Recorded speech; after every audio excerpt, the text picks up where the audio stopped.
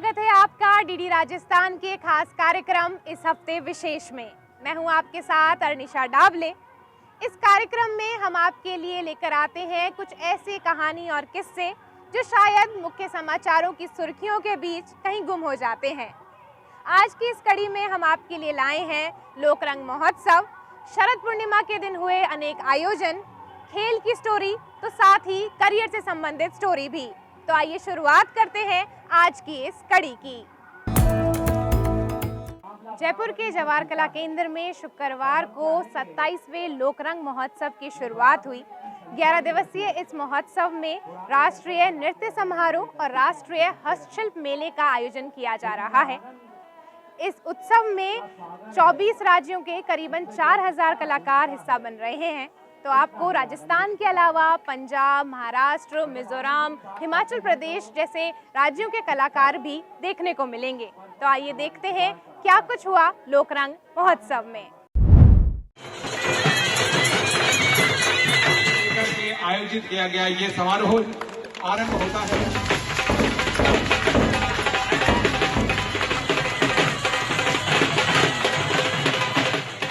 प्रदर्शनी भी लगी है जिसमें करीब 170 से ज़्यादा स्टॉल्स हैं और 250 से ज़्यादा आर्टिजन्स यहाँ पर आए हुए हैं। हमने सभी स्टॉल्स का भी भ्रमण किया है। आने वाले 11 दिन यहाँ पर सभी जो जयपुर की जनता है, बाहर की भी जो जनता आएगी, यहाँ पर नृत्यों का आनंद ले पाएगी। पूरे जो हस्तशिल्प प्रदर्शनी लगी हैं उसमें जो भी उत्पाद हैं उनको वो खरीद सकेंगे, देख सकेंगे। तो एक बहुत बड़ा आयोजन है पर्यटन विभाग की तरफ से, और मैं आशा करता हूँ और आपके माध्यम से अपील भी करता हूँ सभी लोगों से कि यहाँ पर ज़्यादा से ज़्यादा संख्या में पधारें और इस आयोजन का आनंद लें।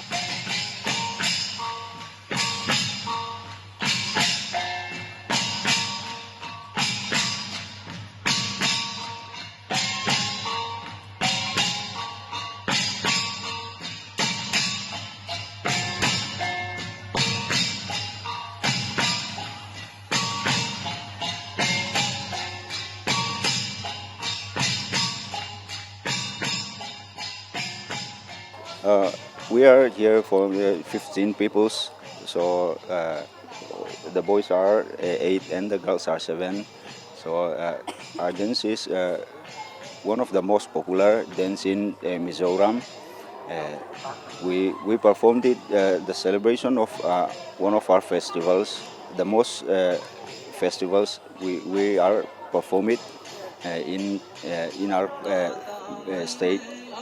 वो पावे नारायण दयाल है दाता मैंने लालच वो पावे नारायण दयाल उस बूढ़ान जवान बनाया थोड़ा पलटी रे आनंद आयो रे मारो देव धनी दुनिया में आयो रे रंग बरसायो रे मारो देव धनी घर घर बुझवायो रे आनंद आयो रे लाडू जिन जोड़ा बाड़ा देव रमाया रे रंग बरसायो रे। हम देवनारायण भगवान की पढ़ वाचन करते हैं और यहाँ हम पहली बार आए हैं और अच्छा लगा, बहुत अच्छा लग रहा है। वैसे ये इस वाद्य यंत्र का नाम जंतर है, ये देवनारायण जी की पढ़ है और ये हमारी पूरी टीम है। युवा कलाकारों को अच्छा मोटिवेशन मिलता है इससे। कलाकार मैं यही इसी के माध्यम से कहना चाहूँगा कि इस तरह के प्रोग्राम में बढ़ चढ़ करके वो भाग लेवें ताकि युवा पीढ़ी आगे बढ़ें और इस कला का प्रदर्शन पूरे संसार भर के अंदर फैलें। क्योंकि भारतीय जो संस्कृति है, कला संस्कृति है, इसको बढ़ावा देने के लिए हम युवा जब आगे आएंगे, बढ़ चढ़ करके भाग लेंगे तो हमारी संस्कृति देश विदेश में जाएगी।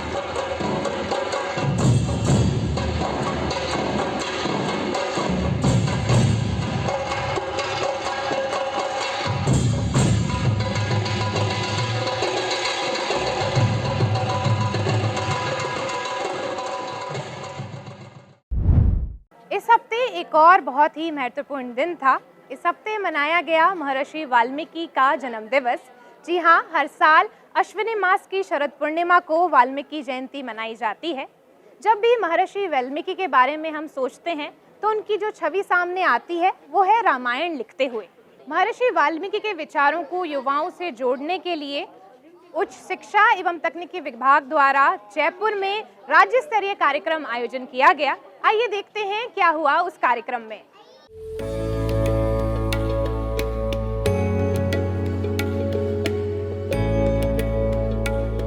हर साल अश्विन मास की पूर्णिमा को वाल्मीकि जयंती मनाई जाती है। आपको बता दें कि महर्षि वाल्मीकि का जन्म अश्विन मास की शरद पूर्णिमा के दिन हुआ था। वाल्मीकि जी को भगवान राम का परम भक्त माना जाता है। वाल्मीकि जी को उनकी विद्वानता और तप के कारण महर्षि की पदवी प्राप्त हुई थी। उन्होंने हिंदू धर्म के सबसे अहम महाकाव्यों में से एक रामायण की रचना की थी। महर्षि वाल्मीकि जयंती पर जयपुर में तकनीकी शिक्षा विभाग द्वारा प्रगति दिवस समारोह आयोजित किया गया। कार्यक्रम के दौरान तकनीकी शिक्षा विभाग ने समाधान पोर्टल और पॉलिटेक्निक प्लेसमेंट पोर्टल लॉन्च किया, जिससे छात्रों को नई सुविधाएं प्रदान की जाएंगी। महिला बाल विकास राज्य मंत्री मंजू बागमार ने कार्यक्रम को संबोधित करते हुए कहा कि महर्षि वाल्मीकि की रामायण में इंजीनियरिंग का पहला उदाहरण राम सेतु है, जिसके निर्माता नल और नील इंजीनियर थे। उन्होंने आगे कहा कि पॉलिटेक्निक कॉलेज में प्लेसमेंट समेत कई उपलब्धियां हासिल की गई हैं।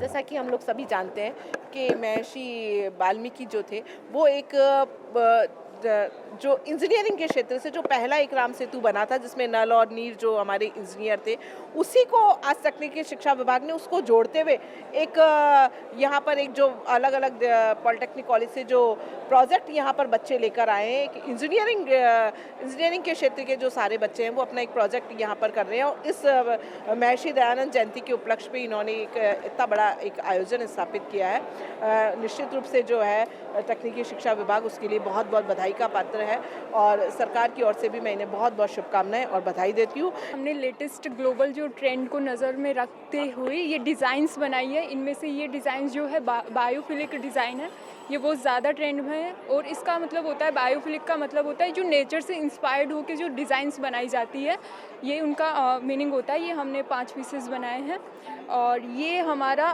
वॉल डेकोरेशन के लिए यूज़ किया जाता है। इसमें प्योर टीक वुड है, प्योर टीक वुड से, ओरिजिनल टीक वुड से बना है। और ये हमने रेजिडेंशियल 2 BHK फ्लैट का डिज़ाइनिंग करी है, पूरा सीलिंग डिज़ाइन, फ्लोरिंग। और ये हमारे ओरिजिनल जो पॉली रेजिन से बना हुआ पूरा डिज़ाइनिंग है। ये हमारे बालकनी में भी अपन यूज़ कर सकते हैं इसे।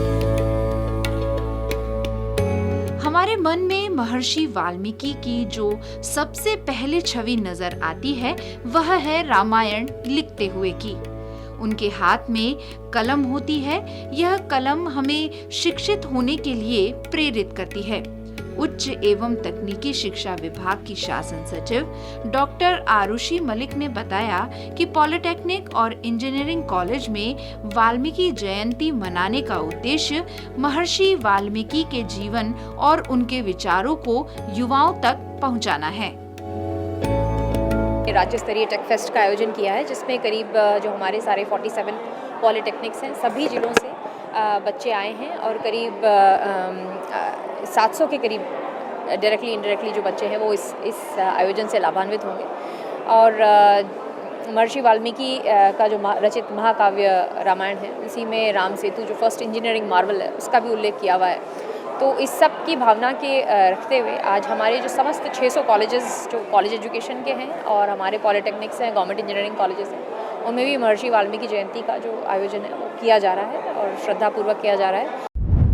नई पीढ़ी के ये तेवर नया इतिहास लिखेंगे, अंधेरों की कलम से रोशनी की आस लिखेंगे। शरद पूर्णिमा की रात बादलों की ओट में चांद की शीतल फुहार काव्य धारा से मिली। जयपुर में शरद पूर्णिमा की संध्या को 51वां गीत चांदनी कार्यक्रम आयोजित किया गया। इस कार्यक्रम में देश भर से कवियों ने हिस्सा लिया और अपने गीतों से समा बांधा। काव्य की इस विशेष संध्या में देर रात तक कविताएं चली। तो आइए सुनते हैं कैसे गीतों में चांदनी बरसी। जो भरा हो समर्पण के मकरंद से। नदियाँ शालिग्राम बनाती, वो पत्थर हो जाऊं मैं। रात पड़ेगी गीत यह तारे देंगे दाद।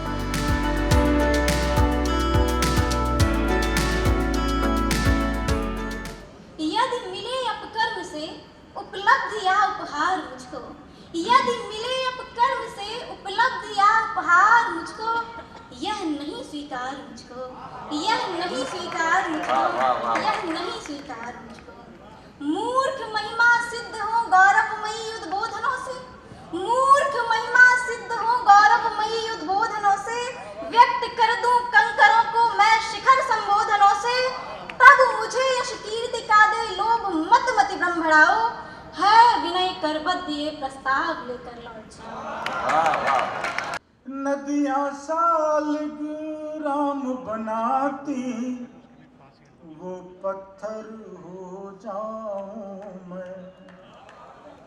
नदियाँ शालिग्राम बनाती, वो पत्थर हो जाऊं मैं।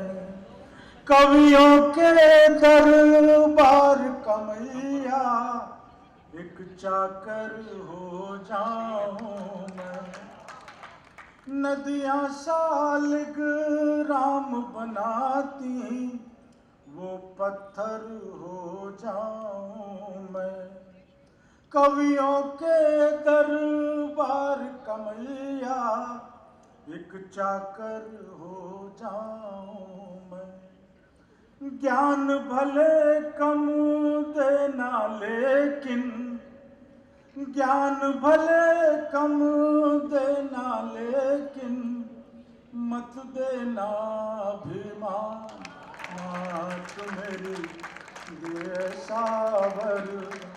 चित्र अपना सलोना बना दीजिए, जितनी गज़लें कही हैं मेरे वास्ते, उनके कुछ शेर तो गुनगुना दीजिए, मेरे मन की धरा पर मधुर भाव से। प्रीत की बंध से, भाव अनुबंध से, कथ्य से, शिल्प से, लय पगे छंद से।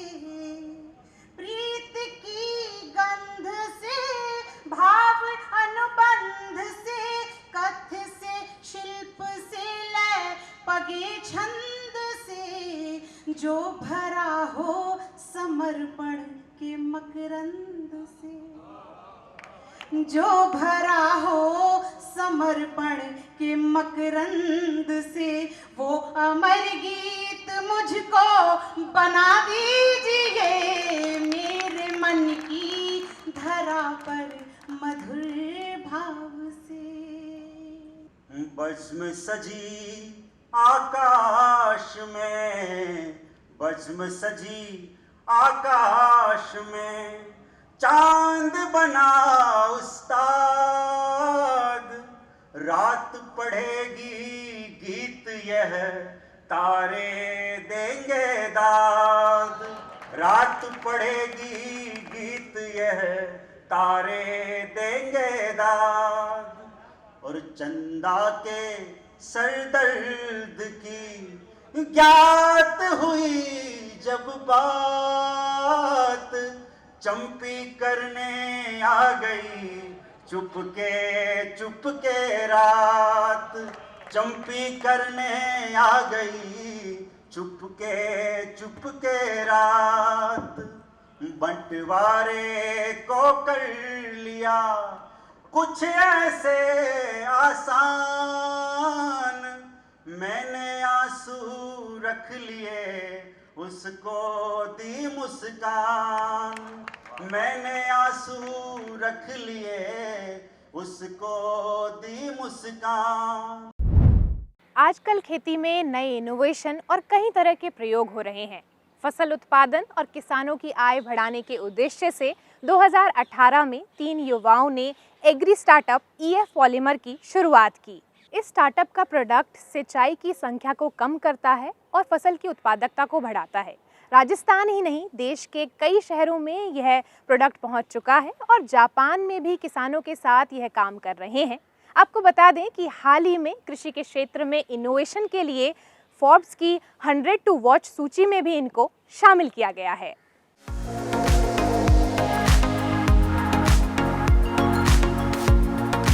फसल उत्पादन और किसानों की आय बढ़ाने के उद्देश्य से काम कर रहे हैं जयपुर के अंकित जैन। खेती में जल उपभोग कम करने के उद्देश्य से एग्री स्टार्टअप EF पॉलीमर को आकार दिया गया है। EF पॉलीमर एक अग्रणी कृषि प्रौद्योगिक इकाई है जो खेती के पारिस्थितिक पद चिन्ह को कम करते हुए फसल उत्पादकता बढ़ाने के लिए स्थायी समाधान विकसित करता है। फसल अमृत एक जैविक सुपर अवशोषक पॉलीमर है जो फलों के छिलकों के बायो वेस्ट द्वारा बनाया गया है। यह सिंचाई के पानी और उर्वरक की आवश्यकता को कम करने, मिट्टी और फसल को प्रभावित किए बिना अधिक उपज प्राप्त करने में मदद करने के लिए उपयोगी है। यह उत्पाद सूक्ष्म पोषक तत्व प्रदान करके मिट्टी के स्वास्थ्य को बढ़ाता है और सूक्ष्म जीवों के विकास में मदद करने के साथ नमी की मात्रा को भी बनाए रखता है। यह पॉलीमर जो है वो किसान के बेटों के द्वारा शुरू किया हुआ एक स्टार्टअप है जिसका उद्देश्य है कि जैसे कि पूरे भारत और पूरे विश्व की सबसे बड़ी समस्या है पानी की समस्या, दूसरी है कि उनकी मिट्टी स्वस्थ हो, अच्छी हो। तो इसी उद्देश्य के साथ है कि कम पानी में कैसे ज़्यादा पैदावार कर सकें बिना किसी मिट्टी को नुकसान पहुंचा हुए। तो इसीलिए जो है वो EF पॉलीमर की शुरुआत की गई है। तो EF पॉलीमर ने फसल अमृत करके एक प्रोडक्ट बना रखा है। फसल अमृत क्या करता है कि जब भी हम जो है वो पौधे को पानी देते हैं कृषि में, तो कुछ ही पानी पौधों के काम आता है, बाकी का पानी ऊपर चला जाता है या नीचे जाके जो है वो वेस्टेज हो जाता है। फसल अमृत जो भी अतिरिक्त पानी होता है उसको सोख लेता है और पौधे को जैसे जैसे ज़रूरत होती है वैसे वैसे देता रहता है। तो जो अलग अलग यूनिवर्सिटी जैसे उदयपुर की Maharana Pratap agriculture university, Banaras Hindu agriculture university और ICAR ने जो टेस्टिंग्स ट्रायल्स किए उसके आधार पे ये 30 से 40% तक पानी बचाने में और 15 से 20% तक फर्टिलाइज़र बचाने में और 1.5 गुना तक जो है वो किसान की इनकम बढ़ाने में कामयाब रहा है। कृषि क्षेत्र के इस आविष्कार और नवाचार के लिए अंकित जैन देश विदेश में सम्मानित हो चुके हैं। अंकित को जापान द्वारा बेस्ट एनवायरमेंटल स्टार्टअप अवार्ड, वहीं केंद्र सरकार द्वारा राजीव गांधी इनोवेशन अवार्ड से नवाजा गया है। पर्यावरण प्रबंधन के प्रति एक मजबूत प्रतिबद्धता के साथ अंकित का लक्ष्य जिम्मेदार और टिकाऊ प्रथाओं को बढ़ावा देकर कृषि क्षेत्र में क्रांति लाना है। राजस्थान के सरहदी जिले श्री गंगानगर में एक गांव ऐसा है जहां का युवा इंटरनेट और सोशल मीडिया के जगत से कोसों दूर अपने घंटों खेल मैदान पर बिताता है। तो आइए जानते हैं इस गांव के खिलाड़ियों की लगन की कहानी।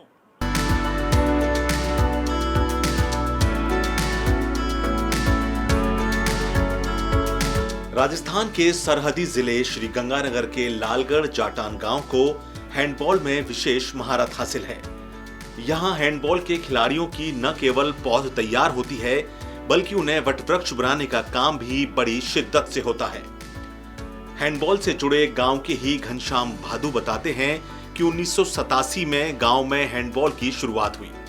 पहले गांव के खिलाड़ी बास्केटबॉल खेला करते थे, लेकिन सुविधाओं के अभाव में खिलाड़ी आगे नहीं बढ़ पाए।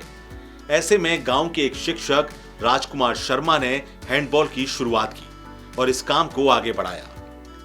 खास बात है कि पिछले 24 साल से लालगढ़ जाटान के खिलाड़ियों का डंका देश प्रदेश में लगातार बज रहा है। गांव के 2 खिलाड़ी महाराणा प्रताप अवार्ड से भी सम्मानित हो चुके हैं। 30-35 साल पुराना इस ग्राउंड को चलते हुए हो गए और इस दौरान इस ग्राउंड ने कम से कम 26 से ऊपर इंटरनेशनल प्लेयर दिए हैं जो इंडिया के लिए खेल चुके हैं। और नेशनल होंगे 200 से ऊपर प्लेयर नेशनल खेले होंगे, और स्टेट वगैरह का तो कोई अंदाज़ा नहीं है, बहुत हर साल खेलते हैं और बड़े अच्छे प्लेयर ये दिए हैं। और तकरीबन 35 साल से अटूट ये चलता रहता है और साल के 12 महीने ही यहाँ प्रैक्टिस चलती है और कभी प्रैक्टिस रुकती नहीं है यहाँ पर। इधर बच्चियों का ग्राउंड है, अलग अलग ग्राउंड है, और हमारे यहाँ पूरे गांव के बच्चे पूरी गांव के मोटिवेशन से इधर आते हैं, पूरा माहौल देखते हैं, पूरे मेन रोड पे ग्राउंड है, तो इसलिए देख देख के बच्चे सीखते हैं। और छोटे बच्चे भी आते हैं यहाँ पे 4-4 साल 5-5 6-6 साल के। हाँ, अलग अलग ग्राउंड है, हमारे यहाँ 4 ग्राउंड है पूरे। शारीरिक शिक्षक राजेंद्र थोरी का कहना है कि पूरे साल ग्राउंड में प्रैक्टिस चलती है। बच्चे सुबह और शाम को खेल की प्रैक्टिस करते हैं, केवल परीक्षा के समय में ही प्रैक्टिस रोकी जाती है। उन्होंने बताया कि लड़कों और लड़कियों के लिए अलग से ग्राउंड की व्यवस्था है। आपको बता दें कि गांव की 60 से 70 लड़कियां भी इस खेल में आगे बढ़ रही हैं। उन्होंने बताया कि गांव के लोग और कर्मचारी ग्राउंड और अन्य व्यवस्था को बनाने में सहयोग करते हैं। लालगढ़ जाटान के युवाओं को हैंडबॉल की वजह से सरकारी नौकरियां भी नसीब हुई हैं। इनकी संख्या 100 के करीब है। अकेले इस गांव से 30 से अधिक शारीरिक शिक्षक हैं। इसके अलावा सेना, बीएसएफ, सीआरपीएफ, वायुसेना, नौसेना और रेलवे में भी गांव के युवा बड़ी संख्या में हैं। 1987 के अंदर लालगढ़ में पहली बार हैंडबॉल शुरू हुई। इसका कारण ये था कि पहले यहाँ के जो खिलाड़ी थे बास्केटबॉल खेलते थे और बास्केटबॉल कोर्ट कच्चा होने के कारण हमारे खिलाड़ी आगे नहीं बढ़ पाते थे। तब वो लगभग सारे खिलाड़ी इधर डाइवर्ट हो गए और एक हैंडबॉल शुरू की। और हैंडबॉल यहाँ शुरू करने वाले यहाँ के शिक्षक श्री राजकुमार जी शर्मा थे। वो पहले खुद हैंडबॉल खेला करते थे अपने कॉलेज टाइम में और में, तो उन्होंने इसकी शुरुआत की। और उसके बाद में हमारे जो सीनियर खिलाड़ी थे वो भी हैंडबॉल कॉलेज टाइम में खेलते थे और उन्होंने इसका बीड़ा उठाया। वो थे रिचपाल जी बहादुर। तो उन्होंने कम से कम 15 साल तक यहाँ के खिलाड़ियों को और को अच्छी कोचिंग दी, स्कूलों में जा करके बच्चों को निकाल करके लाए कि आप ग्राउंड पे आओ, आप खेलो। और स्कूल भी यहाँ उस टाइम 1 या 2 स्कूल थे, तो उन स्कूलों में अच्छे हाइट वाले, अच्छे हेल्थ वाले खिलाड़ियों को, लड़कों को लेके आए, उनको हैंडबॉल खेलना शुरू किया। और रिजल्ट थोड़ा लेट मिला क्योंकि गांव था, गांव में पूरी अच्छी नई तकनीक नहीं थी, खेलों का संसाधन कम था। लेकिन 1994-95 के बाद में यहाँ से अच्छे खिलाड़ी आगे निकलने लगे जो स्टेट और नेशनल तक जाने लगे। सुबह शाम दोनों टाइम प्रैक्टिस होती है। सुबह बच्चे अभी जैसे 10 बजे स्कूल लग रहा है तो 5:30 बजे बच्चे आते हैं और 2 घंटे रूटीन में पूरे साल प्रैक्टिस करते हैं। चाहे प्रतियोगिता ख़त्म हो जाए, वो ऑफ सीजन में भी पूरे वर्ष अपनी प्रैक्टिस चालू रखते हैं। शाम को 4:30 बजे 2.5 घंटा प्रैक्टिस करते हैं लगभग। तो ये पूरे सेशन मतलब पूरा वर्ष भर इनकी प्रैक्टिस बंद नहीं होती। लालगढ़ जाटान में हैंडबॉल शुरू करने में रिचपाल भादू का विशेष योगदान है। उन्होंने इस खेल को खूब आगे बढ़ाया। उनका निधन हो चुका है, लेकिन परिजन उनकी स्मृति में हर साल राष्ट्रीय स्तर की हैंडबॉल प्रतियोगिता करवाते हैं। गांव में हैंडबॉल के 5 मैदान हैं। एक मैदान पर डे नाइट मैच की व्यवस्था भी है। श्रीगंगानगर जिले के इस गांव में हैंडबॉल के प्रति दीवानगी चरम सीमा पर है। जल्दी ही यहां एकेडमी खुलने की उम्मीद है, जिससे इस गांव के ही नहीं बल्कि आसपास के इलाकों को भी हैंडबॉल के खेल में आगे बढ़ने का मौका मिलेगा। दूरदर्शन समाचार के लिए श्रीगंगानगर से कुलदीप गोयल की रिपोर्ट। इस हफ्ते की शुरुआत में ही राजस्थान के बेरोजगार अभ्यर्थियों के लिए एक खुशखबरी सामने आई थी। राजस्थान कर्मचारी चयन बोर्ड ने 14 अक्टूबर को अपना एग्ज़ाम कैलेंडर जारी किया था। इस एग्ज़ाम कैलेंडर में 2026 तक की 60 से 70 वैकेंसीज़ की लिस्ट है। इसमें ना केवल यह बताया गया है कि परीक्षा कब होगी, पर टेंटेटिवली कब परिणाम आएगा यह भी बताया गया है। इससे स्टूडेंट्स जो तैयारी कर रहे हैं उनके लिए बहुत अच्छा होगा तय करने के लिए कि वह कितना पढ़ें, कब पढ़ें, वह अपनी पूरी प्लानिंग कर सकते हैं। इन भर्तियों से लाखों युवाओं की उम्मीदें जुड़ी हुई हैं। आइए जानते हैं इन परीक्षाओं में पारदर्शिता बनाए रखने के लिए राजस्थान कर्मचारी चयन बोर्ड ने क्या क्या कदम उठाए हैं। कैलेंडर हमने बनाया है, काफ़ी सोच समझकर बनाया कैलेंडर है और सभी जो फैक्टर्स होते हैं जिसकी वजह से परीक्षा परिणाम या परीक्षाएं कराई जाती हैं, जो हमारे संसाधन होते हैं, जो हमारी मैन पावर होती है, इन सब का ध्यान रखते हुए बनाया गया है। मुझे लगभग 1 साल यहाँ पर अभी हो चुका है और हमने 1 साल के बाद ये प्रयास किया है कि हम जो कैलेंडर बनाएं वो कैलेंडर जो डेट्स हैं वो निश्चित हों और उन्हीं पर परीक्षा हो और ख़ास करके जो परीक्षाएं अभी इमीडिएट फ्यूचर में होने वाली हैं अगले 5-6 महीने में, उनमें बदलाव ना किया जाए। जितना हो सके पारदर्शिता हमारी कार्यप्रणाली में लाई जाए और इसी वजह से हम सोशल मीडिया से जुड़े हुए हैं, प्रयास कर रहे हैं कि सभी को हम इन्फॉर्म करते रहे, सभी अभ्यर्थियों को, परीक्षार्थियों को। हमने कई सारे नवाचार किए हैं ताकि जितना हो सके बच्चों को पता रहे कि कहाँ पर क्या हो रहा है। फॉर एग्ज़ाम्पल हम अभी हमारा प्रयास है कि बहुत ही जल्दी हम जो OMR शीट्स होती हैं अभ्यर्थियों की, उनको भी हम अपने क्लाउड के ऊपर या वेबसाइट पर हम उनको अपलोड करें और बच्चों को दिखाएं परीक्षा के बाद। ये भी काफ़ी जल्दी संभव होने वाला है। जो परीक्षा का परिणाम होता है पहले उसको बताते नहीं थे, सिर्फ हम एक लिस्ट जारी करते थे 2 टाइम्स ऑफ द पोस्ट, जिसमें हम DV के लिए बच्चों को बुलाते थे। अब लेकिन हम जब परिणाम जारी करते हैं तो पूरा परिणाम जारी करते हैं, यानी कि पूरी merit, open merit, general merit और इसके अलावा कैटेगरी वाइज मेरिट हम जारी करते हैं। तो हर एक अभ्यर्थी को, हमारे कैंडिडेट को पता होता है कि उसका किस मेरिट में कहाँ पर स्टैंड करता है। हम अभी और नवाचार कर रहे हैं, जैसे CBT का हम प्रयास कर रहे हैं ताकि हम बहुत सारी परीक्षाओं को लगातार करा सकें। आपने देखा होगा कि कैलेंडर के अंदर कई सारी परीक्षाएं बिल्कुल लगातार कर रखी हैं हमने। 15 परीक्षाएं हम 15 दिन में करा रहे हैं, 7 दिन में करा रहे हैं। तो वहाँ पर हम CPT का यानी computer based test hybrid method का उपयोग कर रहे हैं।